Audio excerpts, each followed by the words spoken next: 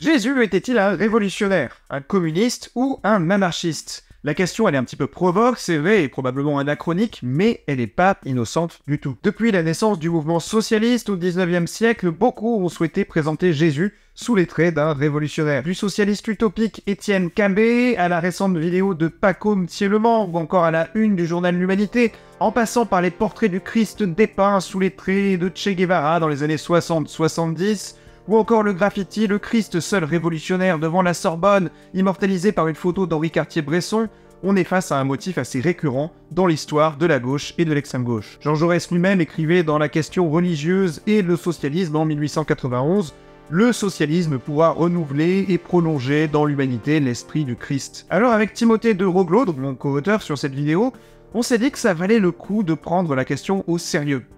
Sans plus attendre, je suis Trump Denier pour Élie Garret, et aujourd'hui, on vous parle du bolché-Christ.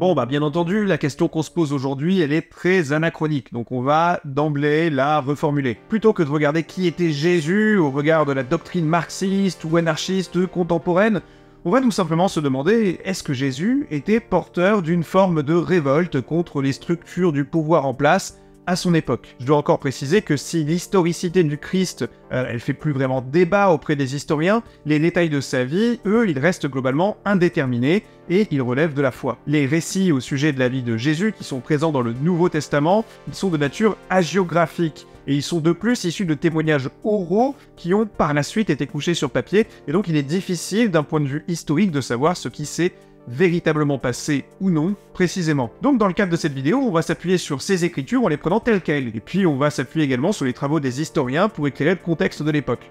De fait, notre question ne sera pas tellement est-ce que le Jésus historique était un révolutionnaire, mais plutôt est-ce que Jésus, tel que les écrits chrétiens le décrivent, était un révolutionnaire. Commençons par examiner tous les rapports de domination politique, économique et religieux qui existe au temps de Jésus et la manière dont celui-ci s'y est opposé, et c'est un vaste programme. La domination par excellence dans la Judée, Samarie, Galilée du 1er siècle, c'est d'abord celle de l'Empire romain sur le peuple juif. En l'an 63 avant Jésus-Christ, le général Pompée et ses soldats, ils font leur entrée dans Jérusalem, mettant fin à l'indépendance dont les Hébreux ont bénéficié pendant près d'un siècle grâce à la révolte des Maccabées, contre la dynastie grecque des Séleucides. Les Juifs de Palestine font partie des nombreux peuples soumis que Rome fait inscrire sur les monuments des cités de l'Empire. Pour assurer la fides, la loyauté de ces peuples, les Romains instaurent un culte de l'empereur dès le règne d'Auguste César. Celui-ci prend par exemple la forme de construction de statues et de temples. Les Romains écrasent tous les foyers de rébellion en procédant à des crucifixions, des exécutions en masse si besoin. Les Juifs sont également réduits en esclavage et des villages incendiés. Selon Flavius Joseph, principale source historique sur la Judée du 1er siècle, il y a environ 2000 crucifixions au total à cette époque. Jamais pillage ne fut comparable à celui-là, affirme l'écrivain anarchiste Charles Malato en 1891 dans son ouvrage Révolution chrétienne et Révolution sociale. L'Empire romain s'étend alors de l'actuel Portugal à l'Anatolie et de l'Écosse à la Libye. Il est dirigé par l'empereur Auguste à la naissance de Jésus, puis par l'empereur Tibère durant sa prédication vers la trentaine. L'Empire romain domine près de 50 millions de personnes, ce qui à l'époque antique est assez énorme. Cet impérialisme absolu des Romains explique la manière dont Jésus les décrit dans l'évangile de Marc comme les chefs des nations qui commandent en maître et font sentir leur pouvoir au chapitre 10, verset 42. Et le Christ d'ajouter au verset suivant, s'adressant à ses disciples, « Parmi vous, il ne doit pas en être ainsi. Celui qui veut devenir grand parmi vous sera votre serviteur. »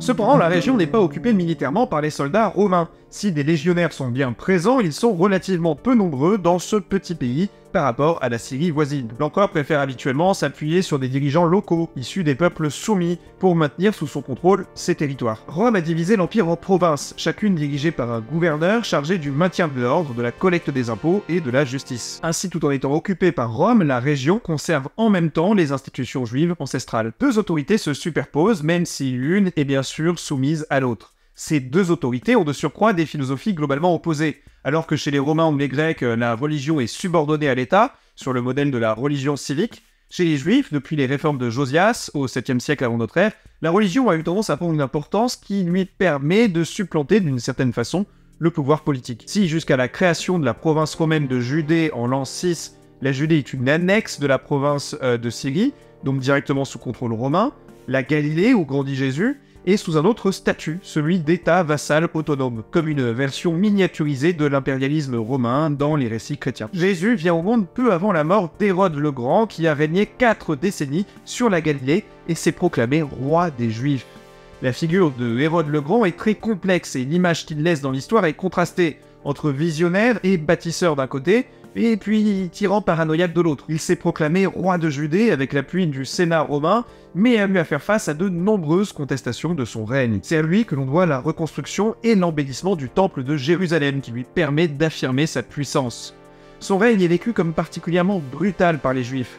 Si l'authenticité historique de cet épisode est contestée, c'est bien à lui que l'évangile de Matthieu attribue le massacre des enfants de moins de 2 ans à Bethléem, pour éliminer le Messie qui doit naître. Après sa mort, Auguste décide de partager le territoire en 2. Hérode Antipas, l'un des fils d'Hérode le Grand, reçoit la Galilée et une partie de la Transjordanie. Éduqué à Rome, il se comporte véritablement comme un vassal de l'empereur. Le récit biblique nous décrit un souverain qui n'est pas plus apprécié des Juifs que son père. Jésus le compare à un renard dans l'évangile de Luc. Il est très riche, il toucherait environ 1000 fois le revenu annuel d'un fermier en Palestine à la même époque. Et il mène une vaste politique d'urbanisation en faisant bâtir une nouvelle ville, Tibériade, du nom de l'empereur qui a succédé à Auguste, et puis en faisant reconstruire Séphoris, détruite pendant une révolte, nouvelle ville donc qu'il renomme Autocratoris. Cette urbanisation provoque une désintégration sociale dans une région où l'écrasante majorité de la population est déjà exploitée au service d'une petite caste.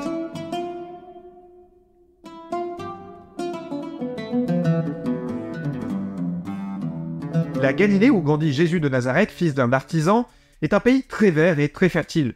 Les Galiléens sont essentiellement un peuple de cultivateurs qui fait pousser du blé, de l'orge, des vignes, des oliviers, des figuiers, des grenadiers ou des légumes. Cette société agraire explique de nombreuses paraboles énoncées par Jésus, comme celle des vignerons infidèles, celle du bon grain et de l'ivraie, celle du semeur ou du figuier. La population tout entière vit du travail de la terre, à l'exception des élites des cités, qui se consacrent aux tâches de gouvernement, à l'administration, à la perception des impôts ou à la surveillance militaire. L'agriculture pratiquée par les paysans galiléens est peu mécanisée, le travail est difficile, les bêtes de somme sont rares et les moissons se font à la faucille. Les pêcheurs, importants dans la région du lac, ne vivent pas beaucoup mieux que les paysans et sont soumis au contrôle étroit des collecteurs d'impôts ou des publicains mandatés par Hérode Antipas. Il y a peu de commerce car le transport terrestre est difficile et coûteux. Les grands propriétaires terriens vivent dans les cités et soumettent les paysans à des contrats très durs, exigeant la moitié de leur production. Les petites propriétés paysannes sont rares et se concentrent autour des villages. L'épître de Jacques décrit avec véhémence cette situation d'exploitation. S'adressant aux riches, il nous dit « Le salaire dont vous avez frustré les ouvriers qui ont moissonné vos champs, le voici qui crie, et les clameurs des moissonneurs sont parvenus aux oreilles du Seigneur de l'univers. » Sous le règne d'Hérode Antipas, la monoculture est encouragée contre l'agriculture familiale traditionnelle, plus diversifiée. Le but est de faire augmenter la production, faciliter le paiement des impôts et le stockage des produits. En conséquence, les paysans s'endettent et les plus pauvres perdent leurs terres. Il y a en Galilée une grande inégalité de ressources entre les paysans et l'oligarchie urbaine, comme dans toutes les sociétés agraires de l'Empire romain en fait. Les villes ne produisent rien, ces élites dépendent du travail paysan, à travers les tribus, taxes, impôts et dîmes qui sont collectés et qui pèsent lourd sur le budget des paysans. Il y a le tributum soli pour les terres cultivées, le tributum capitis sur les personnes, etc. Et le refus de payer est véritablement considéré comme une rébellion contre l'Empire. Hérode Antipas lève en plus de nouveaux impôts pour financer son programme d'urbanisation. Il fait circuler des pièces d'argent à son effigie, pour faciliter le paiement du tribut à Rome. Cette monnaie est captée par l'oligarchie urbaine qui l'accumule sous forme de trésor ou mammona. On comprend mieux pourquoi Jésus dit dans le Sermon sur la montagne et dans l'évangile de Matthieu qu'on ne peut servir Dieu et Mammon, c'est-à-dire la personnification de l'argent. C'est parce que les riches vivent dans le luxe, en ignorant la souffrance des pauvres, que Jésus estime, dans la lignée des prophètes de l'Ancien Testament, qu'ils peuvent difficilement entrer dans le royaume de Dieu. Aux taxes romaines s'ajoute la dîme, qui entretient l'aristocratie sacerdotale de Jérusalem et représente jusqu'à 1/5 de la récolte annuelle des paysans. Au total, beaucoup de familles paysannes reversent le tiers, voire la moitié de leur production dans les divers prélèvements. Ces impôts sont vécus comme humiliants, surtout ceux qui touchent à la terre, car les Juifs de Galilée vivent sur une terre qu'ils considèrent comme sainte et donnée par Dieu pour leur libération.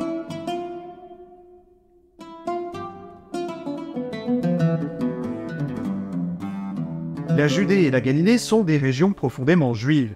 Il existe dans le judaïsme antique un certain pluralisme. 3 groupes religieux nous sont connus, notamment par les écrits de Flavius Joseph, même s'il en existait probablement beaucoup plus. Donc on a les Sadducéens, les Pharisiens et les Esséniens.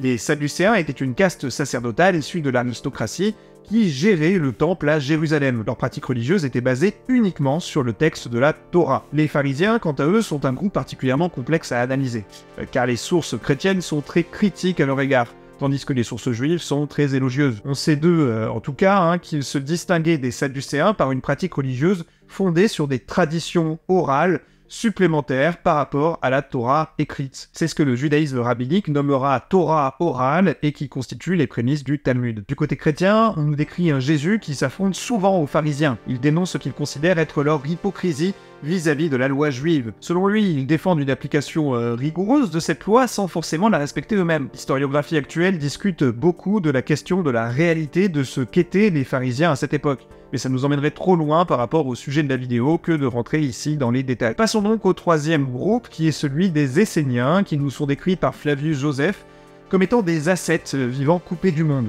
Ces Esséniens sont assez mystérieux, car on a peu de sources sur eux. Mais une partie de la communauté des historiens considère que les manuscrits de la Mer Morte, découverts à partir de 1947, seraient au moins en partie un corpus de textes esséniens. Bon, on pourrait également mentionner les Samaritains, mais c'est compliqué, ils sont pas considérés comme des juifs par les autres juifs de l'époque, donc on va les laisser de côté, et je vais essayer, je promets rien, mais je vais essayer de leur consacrer une vidéo à l'occasion. Quoi qu'il en soit, Jérusalem, c'est le centre de l'élite sacerdotale. C'est là que se situe le temple, où les Galiléens se rendent régulièrement en pèlerinage. Mais c'est aussi le siège du grand prêtre du Sanhédrin, assemblée législative du peuple juif qui a une fonction religieuse, mais aussi politique.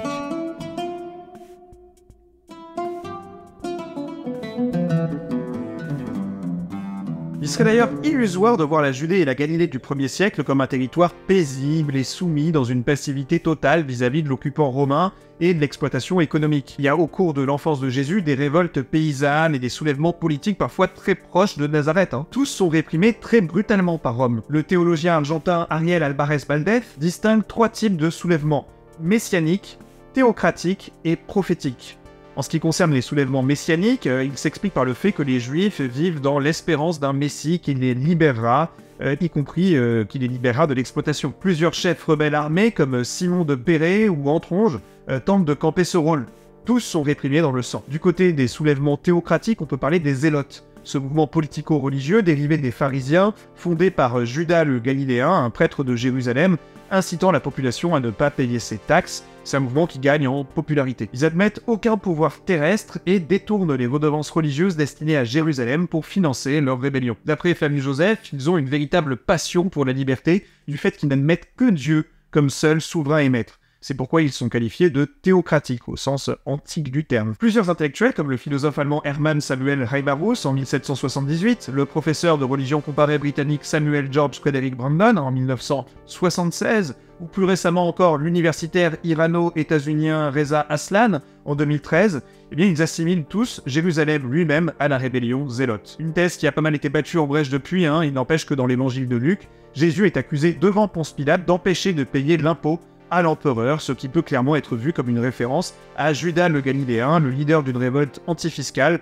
contre les occupants romains en l'an 6 de notre ère. Enfin, en parlant de soulèvement prophétique, on fait référence au contemporain et précurseur de Jésus, Jean le Baptiste, qui prône dans le désert de Judée une autre forme de révolte, un mouvement prophétique qui préconise le renouveau intérieur des personnes. Pour Jean, la crise du peuple d'Israël est due à son péché, à sa révolte contre Dieu. D'abord religieux, son message très populaire a aussi une dimension politique. Le royaume de Dieu qu'il annonce doit voir disparaître les pouvoirs qui oppriment les Juifs. Hérode Antipas le fait d'ailleurs décapiter selon l'évangile de Marc.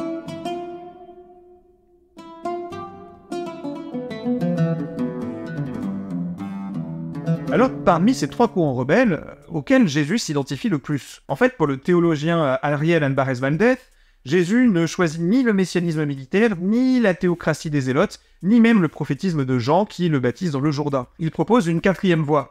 Il avait compris que le règne de Dieu, la transformation de la société, le renouveau tant attendu pour lequel les chefs de guerre et les mouvements révolutionnaires s'étaient battus, ne se produirait que si les hommes se préoccupaient avec amour de la souffrance d'autrui. C'est ce que nous résume en tout cas ce théologien argentin. Jésus n'a avec lui ni le pouvoir politique, ni le pouvoir religieux. Il n'a pas d'armée. Le théologien protestant et précurseur de la décroissance, Jacques Ellul, a d'ailleurs, comme bien d'autres, souligné le caractère radicalement non violent de son message, lorsqu'il demande à ses disciples de tendre l'autre joue, ou de ranger leur épée. Il est d'après le théologien espagnol José Antonio Pagola, le prophète de la miséricorde qui ne fait qu'un avec les exclus. Mais son royaume n'est pas de ce monde, dit-il également à Ponce Pilate. Jusqu'à la résurrection, ses disciples pensent qu'il est un messie temporel qui va les débarrasser de l'oppression romaine. Mais c'est en fait l'humanité entière qu'il est venu libérer, en prenant comme seules armes la conversion des cœurs et la solidarité avec les opprimés. Jamais, ni en Galilée ni ailleurs, ne se construira une ville telle que Dieu l'a voulu, si ce n'est en libérant ces hommes et ces femmes de la faim, de la misère et de l'humiliation, écrit Antonio Pagola.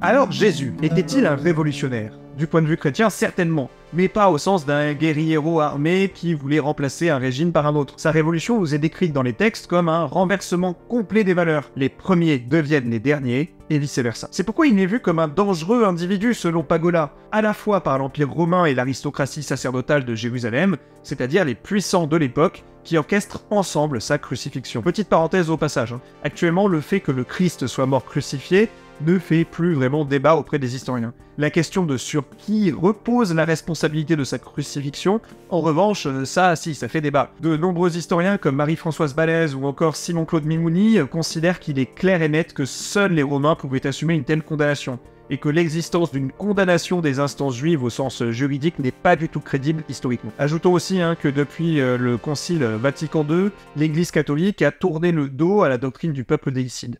Il est toujours bon de rappeler ça quand on traite de la crucifixion de Jésus, parce que c'est à la source de beaucoup d'idées antisémites, judéophobes, etc. Bref, pour les pères de l'Église, la force des chrétiens ne réside pas dans leurs armes, mais dans l'amour qu'ils se vouent les uns aux autres, et le secours qu'ils portent aux opprimés, aux exclus, aux marginaux de la société. On peut ainsi citer Tertullien, écrivain converti au christianisme à la fin du IIe siècle, qui rapporte qu'à Rome, on dit des chrétiens « voyez comme ils s'aiment ». Cet amour a sans aucun doute des implications politiques, comme le montre la mise en commun des biens pratiquée par les premières communautés chrétiennes, une forme primitive de socialisme libertaire, sans État, si on peut s'autoriser l'anachronisme. Bon, clairement, au fil des siècles, c'est pas dans cette direction qu'a évolué le christianisme.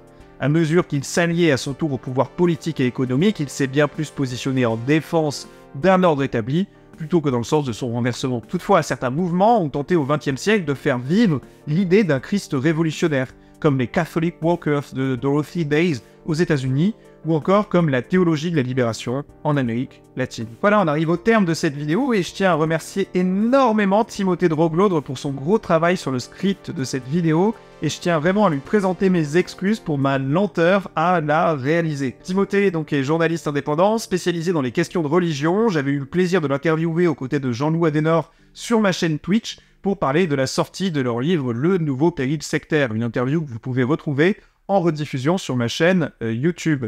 Notez bien que depuis, Timothée a écrit un autre livre, Les Moissonneurs au cœur de la théologie de la libération, un livre qui parle, je vous le donne en mille, de la théologie de la libération, et qui est vraiment passionnant, je vous le recommande vivement. Bref, avant de se quitter, les petites recommandations d'usage, vous pouvez vous abonner pour soutenir la chaîne, c'est vraiment très important, cliquez sur la petite cloche pour être tenu au courant des vidéos qui sortent, n'hésitez pas également à partager la vidéo s'il vous plaît si elle vous a plu, et puis enfin, vous pouvez faire un don pour me soutenir sur ma page Tipeee, ou sur ma page Ko-fi. Voilà, vous savez tout, je suis 30 deniers pour Réligaré, et je vous dis à la prochaine pour de nouvelles vidéos.